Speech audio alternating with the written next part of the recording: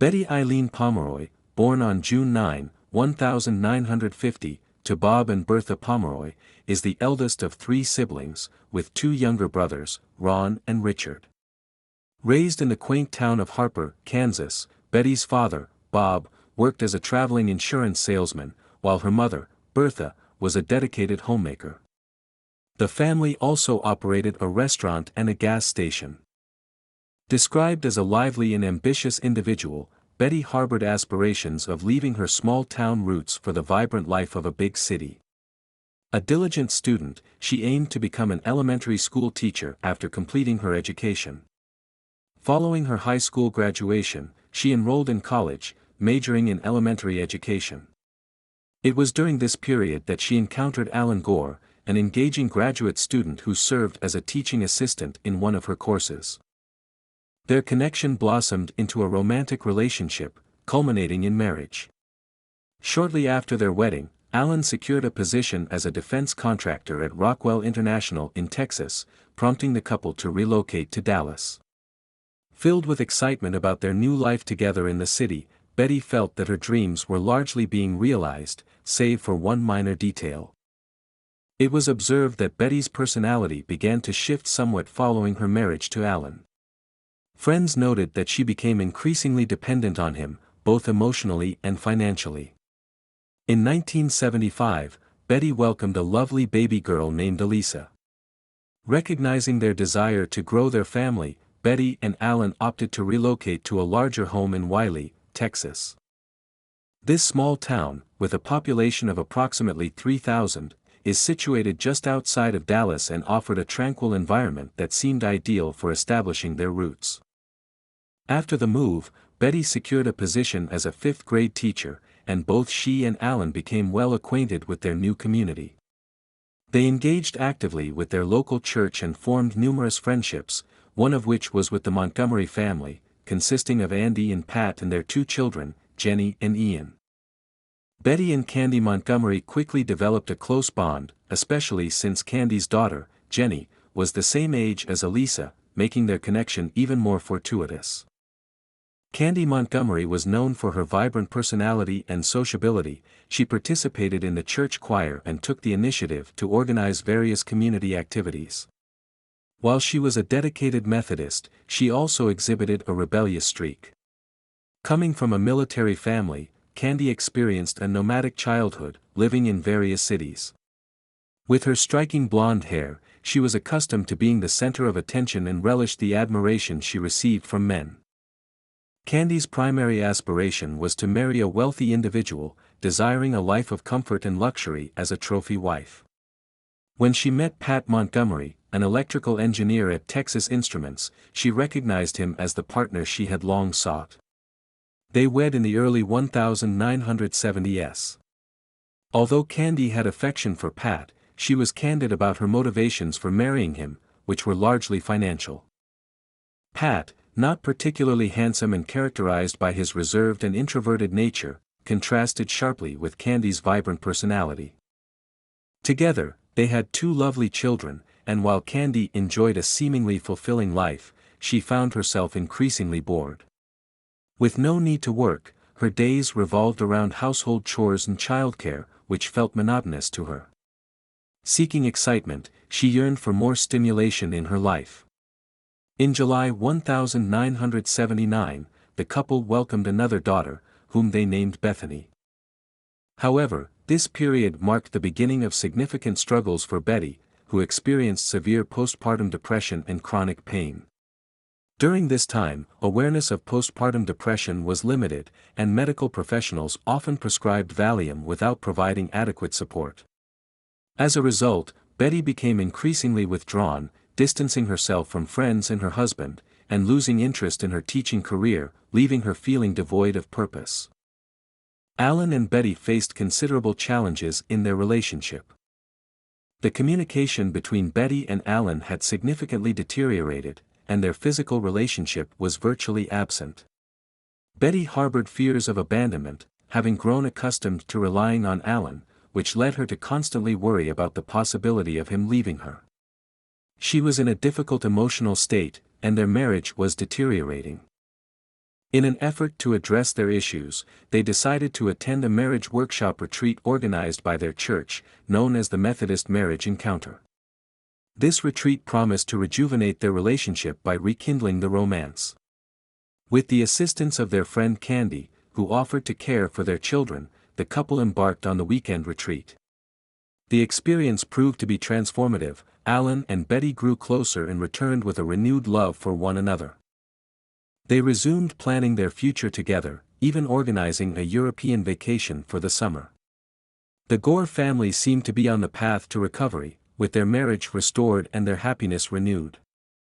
On Friday, June 13, 1980, Alan departed for a business trip to St. Paul, Minnesota.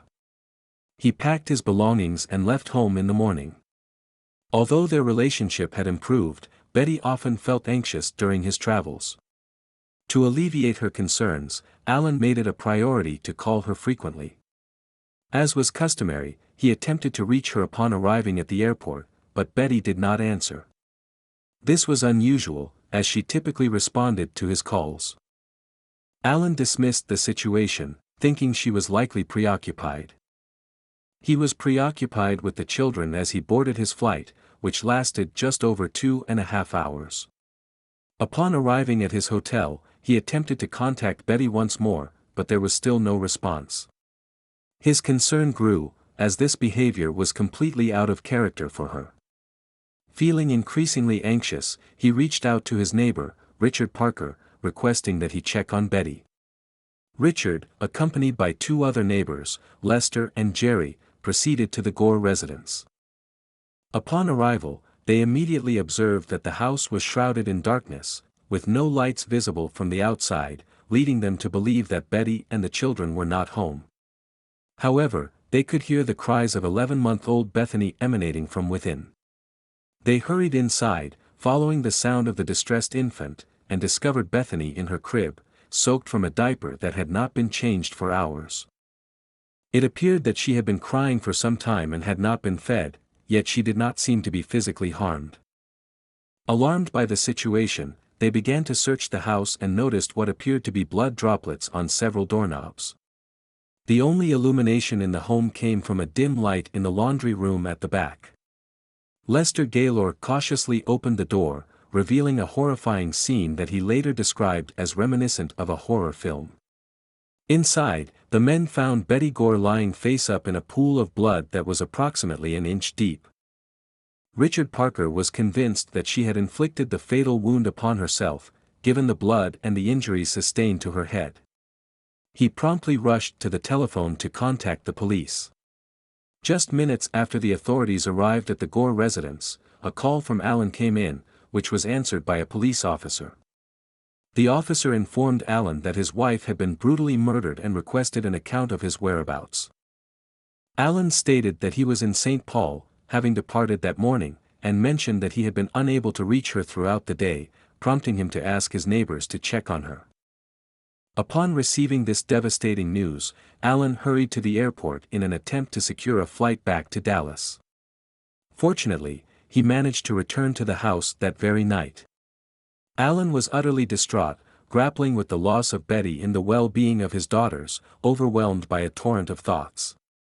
However, the police noted that his demeanor seemed unusually calm and composed, raising suspicions about his involvement. Despite this, Alan was very cooperative with the investigation. The police secured the scene and began their inquiries. The coroner later revealed that 30-year-old Betty Gore had suffered 41 axe wounds, with 28 of these strikes directed at her head. It was determined that she had been repeatedly struck in the head even after her death.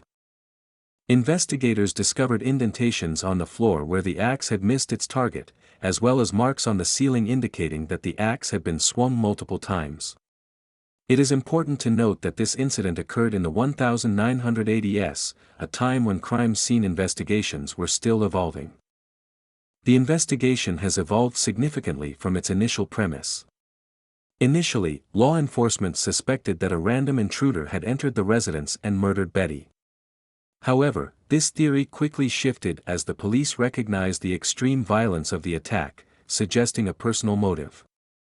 The repeated strikes to her body, even post-mortem, along with the focus on her head and face, indicated a personal vendetta. Although the crime scene offered limited evidence, investigators discovered a murder weapon, a hatchet located adjacent to the victim. This weapon was identified as belonging to the Gores and was stored in the utility closet. Additionally, a bloody fingerprint was found on the freezer, and a bloody footprint was identified, which corresponded to a flip-flop, either a men's size 3 or a women's size 5. This detail was particularly noteworthy, as investigators initially presumed the assailant to be male, given the force required to inflict such injuries. The presence of a small shoe print was therefore surprising. Further evidence included blood in the shower and hair in the drain, suggesting that the perpetrator had attempted to clean up after the crime, which was plausible given the amount of blood involved. Moreover, the discovery of burnt coffee in the kitchen's coffee pot led authorities to believe that the murder occurred during the morning hours. This entire case presents a chilling narrative, as the circumstances surrounding the murder are deeply unsettling. On Friday the 13th, a significant event occurred, during which law enforcement discovered a solitary drop of blood on an open newspaper resting on a table. This particular newspaper was displaying the showing times for The Shining, a film that had premiered merely 3 weeks before the murder, a film that also revolves around a gruesome axe murder. The crime scene underwent thorough investigation, with evidence meticulously collected, leaving the community in a state of shock.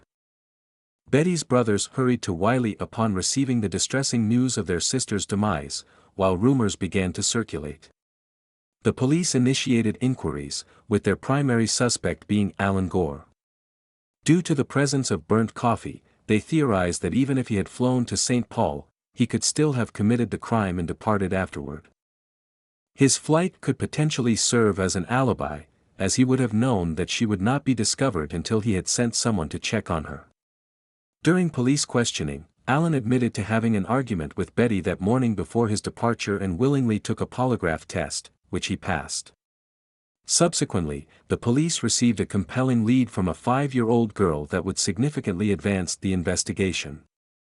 The young girl, who lived next door to the Gores, informed her parents that on the day of the murder, she had been playing outside and witnessed someone leaving the Gore residence, identifying that individual as Candy Montgomery. The police were taken aback, questioning the likelihood that a seemingly devout churchgoer could be involved. They then invited Candy to the police station for further questioning, hoping she might provide additional insights. Candy provided information regarding Betty's situation, as she may have insights due to their close friendship. She informed the police that on the morning of the murder, she attended the Methodist church for summer Bible camp. After dropping off her children, she left to run an errand. Candy mentioned that they had plans to take the children to a movie that evening and for Elisa Gore to spend the night. Little Lisa had forgotten her swimsuit for a swim lesson scheduled for later that day, prompting Candy to visit the Gores to retrieve it. While there, she went to the laundry room to collect the bathing suit and also took a moment to use the restroom and fix her hair before returning to the church to pick up her children and Elisa. This sequence of events appeared quite ordinary, as it was common for families to assist one another with childcare and errands. However, the following day, after Candy's interview with the police, a potential motive for the murder emerged. Alan Gore contacted the police station, revealing to a detective that he needed to confess something significant. He admitted to having engaged in a passionate affair with Mrs. Candy Montgomery approximately a year and a half before Betty's death. This relationship began as a seemingly innocent flirtation during church volleyball games, with Candy expressing to a friend her admiration for Alan's scent. According to Alan, Candy approached him one evening in the church parking lot after a volleyball game. A direct proposal was made for them to engage in an affair. She expressed her dissatisfaction with Al, stating that he was unexciting and that she had never experienced a fulfilling sexual life. She desired something exhilarating. Additionally, she indicated her preference for a casual relationship, seeking merely a sexual partner without any emotional ties. Alan, taken aback yet flattered, requested time to contemplate her proposition. Before proceeding with the affair, they decided to sit down and meticulously outline the advantages and disadvantages of their arrangement. This list was comprehensive, and they established strict rules that they agreed to follow without exception. Among these rules were the agreements to share expenses for hotel accommodations and meals, to limit their meetings to weekdays, and to ensure that their relationship remained strictly physical. Given that Betty was pregnant, their affair with Candy was intended to be brief. Consequently, they arranged to meet at the Como Motel in Richardson, Texas, during the work hours of Betty and Paul.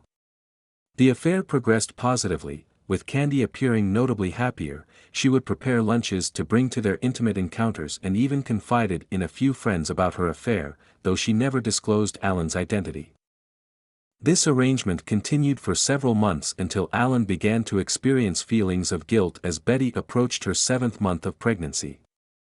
He became increasingly concerned about the implications of being with Candy if Betty were to go into labor, leading him to end the affair. Candy, surprisingly, was very understanding of his decision.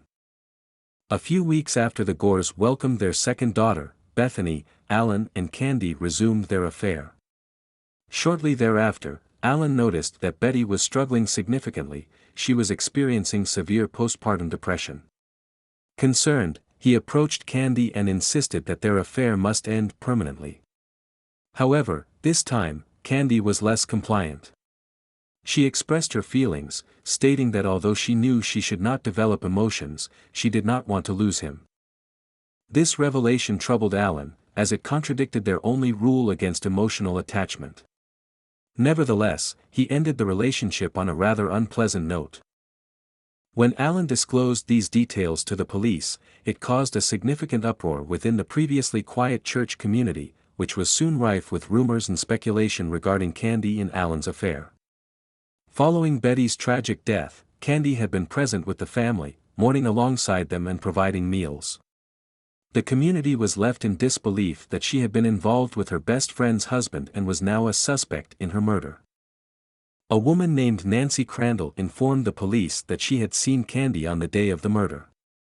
She observed Candy in the morning while dropping off her children for Bible study, as Candy had claimed.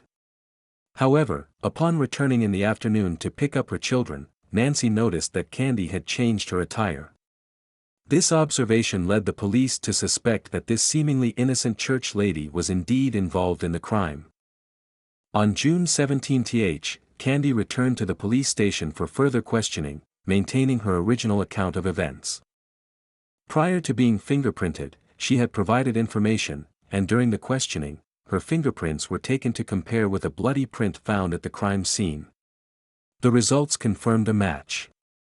Additionally, the police discovered that Candy coincidentally wore a size 5 shoe, which corresponded with the size of the bloody flip-flop print left at the murder scene on June 26, 1980.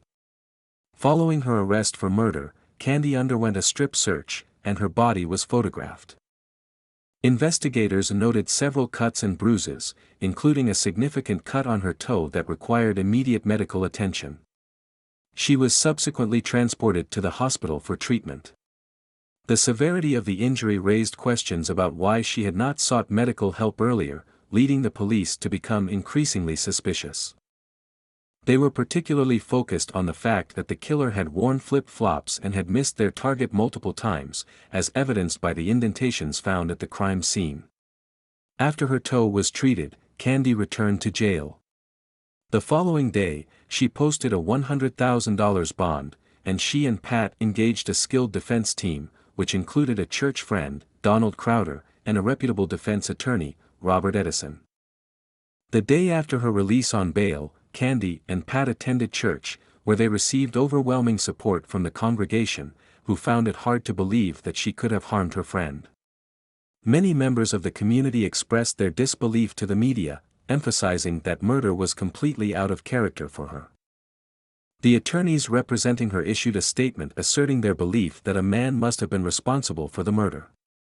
Their official communication expressed a hope that authorities would reconsider and seek out the true perpetrator. Consequently, there is considerable anticipation surrounding the commencement of Candy Montgomery's trial, with many convinced of her innocence. However, when the trial finally begins, there is widespread astonishment as the defense team reveals that Candy did indeed kill Betty Gore, but contends it was an act of self-defense. The affair between Candy and Alan is heavily emphasized throughout the proceedings, as the prosecution presents it as a motive, claiming that Candy's jealousy over Betty stemmed from Alan's decision to end the relationship. Candy testified that the affair had concluded months prior to the murder and that she had moved on from Alan Gore. She was unaware that Betty had knowledge of the affair until that fateful morning when she visited the Gores to retrieve a bathing suit for Elisa, at which point Betty confronted her. Candy recounted that she and Alan had argued earlier that morning regarding their affair, which had left Betty seething at home. By the time Candy arrived, Betty was in a state of fury. Despite Candy's attempts to reassure her that the affair was over and that she had no interest in Alan, Betty retreated to the laundry room. When she emerged, she was wielding an axe, and Candy attempted to exit through the back door, which was situated near the laundry room, but Betty obstructed her path. The manner in which she recounted the incident revealed that Betty had picked up the axe and swung it at her, narrowly missing and causing the axe to land on the linoleum floor near her foot, where it subsequently bounced and inadvertently cut Candy's toe. At this moment, Candy began pleading with Betty to stop, repeatedly saying, "Please don't." Betty, in response, looked at her and attempted to silence her, claiming she did not want to wake the baby. A struggle ensued, during which Candy managed to wrest the axe from Betty's grasp. At this juncture, she described being overtaken by rage, leading her to lose consciousness of her actions towards Betty. She ultimately confessed to the murder, leaving the jury to deliberate whether Candace Montgomery had intentionally killed Betty Gore. The critical question was whether she had gone to the Gore residence that morning with the premeditated intent to kill Betty or if her actions were a result of self-defense. The fact that Candy was wearing flip-flops and had not brought the murder weapon with her suggested a lack of intent to kill. However, the prosecution contended that the extreme violence of the act significantly undermined the self-defense claim, arguing that she could have struck Betty once or twice and then fled, rather than delivering 41 blows with the axe, which they asserted did not align with self-defense. In response, the defense presented a narrative from Candy's traumatic childhood, where she had been injured by a sharp object, resulting in significant bleeding. This experience left her frightened and in tears, with her mother attempting to quiet her. Thus, when Betty shushed her while she was pleading for her life, it triggered a profound emotional response.